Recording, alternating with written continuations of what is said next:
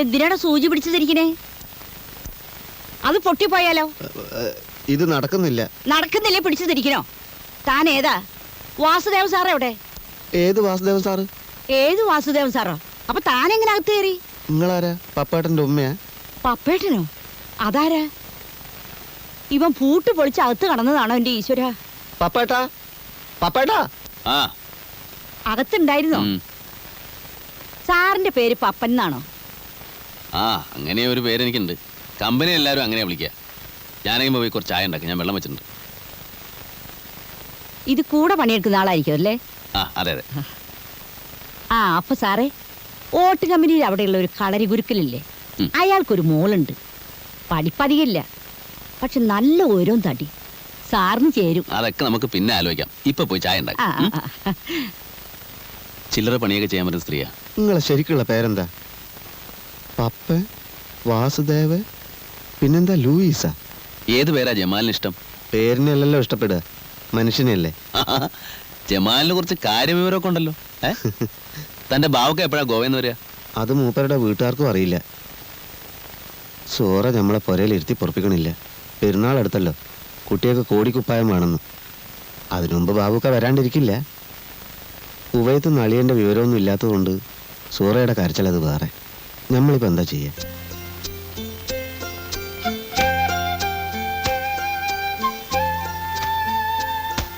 അയ്യോ, ഇതൊക്കെ വലിയ വില പിടിച്ചതാ. പിന്നെ വെറുതെ കിട്ടുവോ? അതൊന്നും സാരമില്ല ജമാലെ.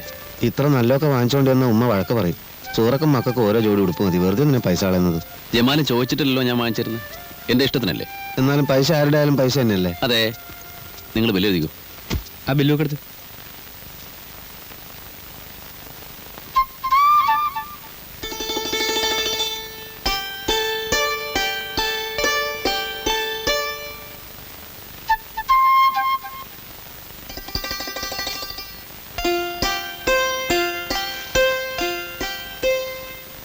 ഹലോ ഹലോ, നിങ്ങളുടെ അല്ലേ?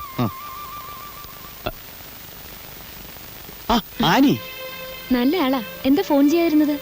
കൊള്ളാം. ഞാൻ എത്ര തവണ ട്രൈ ചെയ്തെന്നറിയോ? നിങ്ങളുടെ ലൈൻ എന്തോ തകരാറുണ്ട്. എപ്പോ വിളിച്ചാലും എൻഗേജ്ഡ്. ഞാൻ വിചാരിച്ചു എന്നോടെന്തോ ദേഷ്യമാണെന്ന്.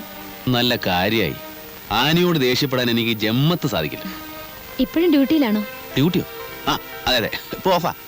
വീട്ടിൽ തനിച്ച് നിന്നിട്ട് മഹാബോർ. ആനിയാണെ വിളിച്ചിട്ട് കിട്ടുന്നുമില്ല. വെറുതെ ഒന്ന് പുറത്തിറങ്ങിയത്. കള്ളം. വെറുതെ പുറത്തിറങ്ങുന്നവരെങ്ങനെ ഇവിടെ എത്തുന്നത്? ഞാൻ വന്നത് എന്തിനാന്ന് പറഞ്ഞാ ആനി വിശ്വസിക്കില്ല. ആനിക്ക് എന്തെങ്കിലും ഒരു പ്രസന്റ് വാങ്ങിക്കാനാണ് ഞാൻ വന്നത്. എനിക്കെന്തിനാ പ്രസന്റ്? അന്ന് ആ ബർത്ത്ഡേക്ക് എനിക്ക് കിട്ടിയ ഏറ്റവും വലിയ പ്രസന്റാണ് ടോണിയുടെ സ്നേഹം. ഞാൻ ഭാഗ്യവാനാണ്. പഠിപ്പ് കഴിഞ്ഞ ഉടനെ എന്റെ കല്യാണം നടത്താൻ തിരക്കിട്ട ആലോചനകളായിരുന്നു ഡാഡി. മമ്മി ഇല്ലാത്തോണ്ട് ഉത്തരവാദിത്തം ഡാഡിക്കാണല്ലോ. ഇന്നലെ ഞാൻ പറഞ്ഞു എനിക്കിഷ്ടപ്പെട്ട ആളെ ഞാൻ തന്നെ തിരഞ്ഞെടുത്തോളാന്ന്. ഭയങ്കര ധൈര്യം തന്നെ. ആളുകൾ ശ്രദ്ധിക്കുന്നെന്ന് തോന്നുന്നു. ആനി നടന്നോളൂ. എന്നെ എന്താ വീട്ടിലേക്ക് ക്ഷണിക്കാത്തെ? ഒരു ദിവസം ഞാൻ ക്ഷണിക്കും. അപ്പൊ വന്നാ മതി. ആളുകൾ നോക്കുന്നുണ്ട്. നമുക്ക് പുറത്തെവിടെങ്കിലും പോവാം. പുറത്തെവിടെ? ആളുകൾ അധികം ഇല്ലാത്തടത്ത്. ബുദ്ധിമുട്ടുണ്ടോ? എന്ത് ബുദ്ധിമുട്ട്? ആള് വരും എന്ന് പറഞ്ഞാ വില്ലന് ഞങ്ങൾക്ക് കാത്തിരിക്കാൻ പറ്റൂ? ആള് പുറത്തെവിടെയോ നിൽപ്പുണ്ട്. എന്താ അയാളുടെ പേര്? ഞാൻ പോയി നോക്കാം. പേര് പപ്പൻ, വാസുദേവൻ, ടോണി. ടോണി. ഒന്നു ജോസേ, നീ ഈ പോലീസിന്റെ ചാരപ്പണിക്കൊന്നും നിൽക്കണ്ട. കള്ളൻ ഏതായാലും നമ്മുടെയൊക്കെ വകുപ്പൊന്നാ. ഇൻസ്പെക്ടർമാര് മാറി മാറി വരും. പക്ഷെ നമ്മൾ ഈ തൊഴിലും കൊണ്ട് ജീവിക്കേണ്ടവരാ. തന്നെയുമല്ല, അവരൊക്കെ വലിയ വലിയ നിലയെ കക്കുന്നവരാ. അവരെവിടെ, നമ്മളെവിടെ? അയാൾ ആരാണെന്ന് അറിഞ്ഞാൽ മതി. ബാക്കി കാര്യമെല്ലാം ഞാൻ ഏറ്റു. അങ്ങനെ നമ്മളെക്കാൾ വലിയവനായിട്ട് ഇവിടെ ആരും വലസണ്ട. ചിലപ്പോ നമ്മുടെ തുരപ്പം വാസുവായിരിക്കും ഇനി. അവനിപ്പം വീറിലല്ലേ? ജോസ് പറഞ്ഞ രൂപം ഭാവം വെച്ച് നോക്കുമ്പോ തോമസ് ആവാനാ വഴി. നിനക്ക് വല്ല ഭ്രാന്തുണ്ടോടാ? അവൻ ഈ തൊഴിലെല്ലാം നിർത്തി കല്യാണം എല്ലാം കഴിച്ച് പോണ്ടിച്ചേരില്ല. നമ്മുടെ ചീങ്കണ്ണി എന്തോ ജയിലിൽ നിന്ന് ഇറങ്ങിയത് കേട്ടു. ഇനിയിപ്പോ അവനായിരിക്കുമോ?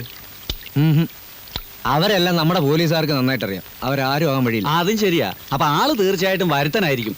വല്ല ബോംബെന്നോ കൽക്കട്ടയെന്നോ. എന്തായാലും ഞാൻ റെയിൽവേ സ്റ്റേഷൻ വരെ ഒന്ന് പോവാം. അവിടെ ആർക്കെങ്കിലും എന്തെങ്കിലും അറിയാമോ നോക്കാം. ജമാലേ, പോയി അവിടെ നിന്നേടാ. നിന്നെ ഞാനിത് എവിടൊക്കെ തിരക്കി. നിന്റെ ഉമ്മാടി ചോദിച്ചപ്പോ നീ മാർക്കറ്റിൽ പോയിരിക്കാന്ന് പറഞ്ഞു. മാർക്കറ്റ് മുഴുവൻ മഷിയിട്ട് നോക്കി നിന്നെ കണ്ടില്ലല്ലോ. മാർക്കറ്റിൽ ഞാൻ നേരെ റേഷൻ പടിയിൽ പോയി. നിങ്ങൾ എവിടെയാ? എന്നെ മനസ്സിലായില്ല? ഇല്ല. ശരി, ബാ പറയാം. നിന്റെ ബാബുക്കയുടെ വീട്ടിൽ വെച്ച് നീ എന്നെ കണ്ടിട്ടില്ല? ഇല്ല. ആ, എന്നാ ബാബുക്കയോട് പിന്നെ ചോദിച്ചാൽ മതി ഈ ജോസ് ആരാണെന്ന്. അപ്പം മൂപ്പര് പറയും ഞങ്ങള് ബടാ ബടാ ദോസ്തുക്കളാ. ഇപ്പൊ മനസ്സിലായോ? ഇല്ല.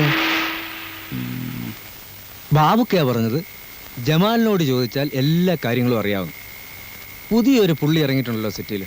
അവനെ കൊണ്ടൊരു കാര്യം സാധിച്ചെടുക്കാനാ. അല്ല, 19,000 രൂപ അവന് കൊടുക്കും. അതുകൊണ്ട് നിനക്കും ചില ഗുണങ്ങളൊക്കെ ഉണ്ടാവുമെന്ന് കൂട്ടിക്കോ. എങ്ങനെ ആളെ ഒന്ന് കാണുക? നിങ്ങൾ ആരെ പറ്റിയാ പറയുന്നത്? എടോ, എല്ലാ കാര്യങ്ങളും ബാബുക്ക എന്നോട് പറഞ്ഞിട്ടുണ്ട്. നിനക്കറിഞ്ഞൂടെ ബാബുക്കയായിട്ട് ഇടപാടുള്ള ആ പുതിയ പുള്ളിയെ? നീയല്ലേ ഇടനിലക്കാരൻ. നിങ്ങൾ ആരാ? ഇമാതിരി കാര്യം നിങ്ങൾ എന്നോട് പറയണ്ട കേട്ടോ. ചേട്ടാ, ഇവനെന്ത് മനുഷ്യൻ. പോട്ടെ. നിക്കടോ. സൂറയുടെ കുട്ടികൾ വിശന്ന് കരയുന്നുണ്ടാവും. ഈ അരി എത്തിയിട്ട് വേണം. ഈ പുള്ളിയെ നിനക്കറിയാമെന്ന് എനിക്ക് വളരെ നന്നായിട്ട് അറിയാം. പറയടാ, അവനെവിടെ കിട്ടും? ഞമ്മക്കറിയില്ല. ബാബൂക്കാനോട് തന്നെ ചെന്ന് ചോദിക്ക്. ബാബൂക്ക പറയുന്ന പണി ചെയ്യാന്നല്ലാതെ മൂപ്പര് തന്നെ പറഞ്ഞിട്ടുണ്ട് മൂപ്പരുടെ ഭാര്യയോട് പോലും ഒരൊറ്റ അക്ഷരം മിണ്ടാൻ പാടില്ലെന്ന്. പോയിക്കോട്ടെ. നിക്കടാ അവിടെ. ഇതാ അവിടെ നിൽക്കാൻ. കടപ്പുറത്ത് എത്തി പോലീസ്. എല്ലാ കുടിലുകളിലും നിങ്ങളെ തെരഞ്ഞു.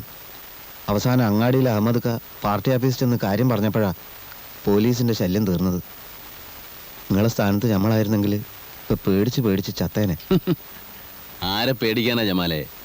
എനിക്ക് വേണ്ടി ഞാനൊന്നും ചെയ്യുന്നില്ലല്ലോ. അഗതികൾക്ക് വേണ്ടി അധ്വാനിക്കുന്നവൻ ദൈവമാർഗത്തിൽ യുദ്ധം ചെയ്യുന്നവനെ പോലെയാണെന്നാണ് മുഹമ്മദ് നബി പറഞ്ഞിരിക്കുന്നത്. ഇപ്പൊ ഒരു കാര്യം പിടികിട്ടി.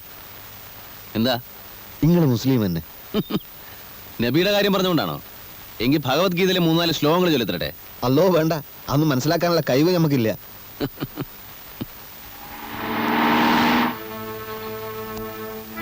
Police police.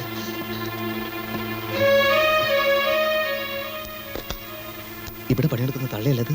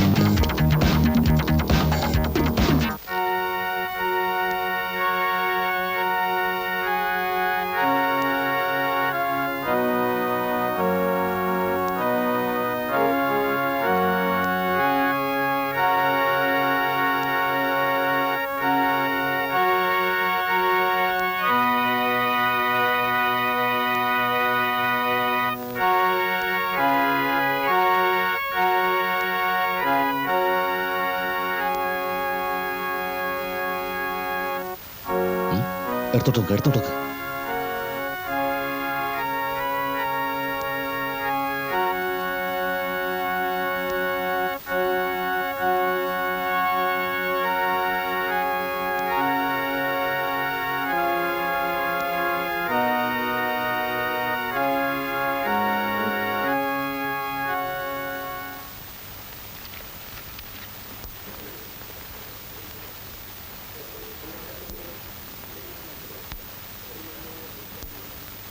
ഇവിടെ എങ്ങനെ എത്തി? വേണോന്ന് വെച്ചാൽ എവിടെ എത്താൻ പറ്റത്തത്? ഞാൻ ഇങ്ങോട്ട് പോന്നിട്ടുണ്ടെന്ന് ആരെങ്കിലും പറഞ്ഞോ? പറഞ്ഞു. ആര്?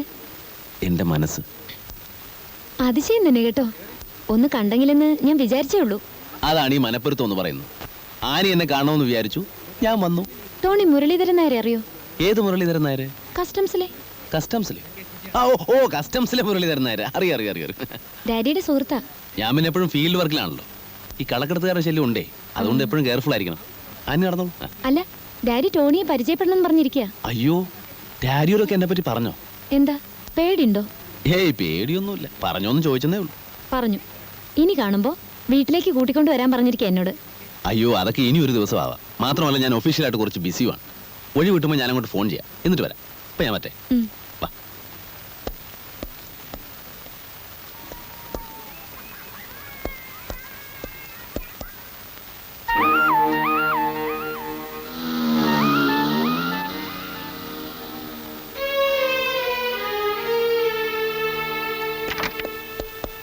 അല്ലെങ്കിൽ എന്തിനാ പിന്നീടാക്കുന്നത്? ഇപ്പൊ തന്നെ ഡാഡിയെ കണ്ടുകളെ. കയറിയാ മലെ. വരൂ.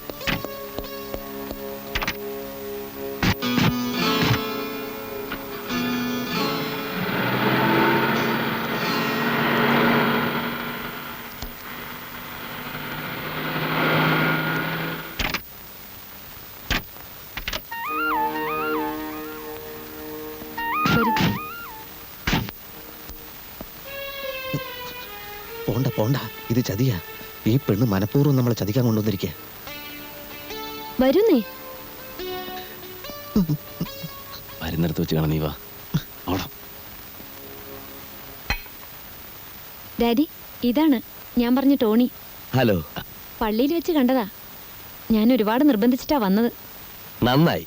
ഞാനും ഒന്ന് കാണണമെന്ന് വിചാരിച്ചിരിക്കുകയായിരുന്നു.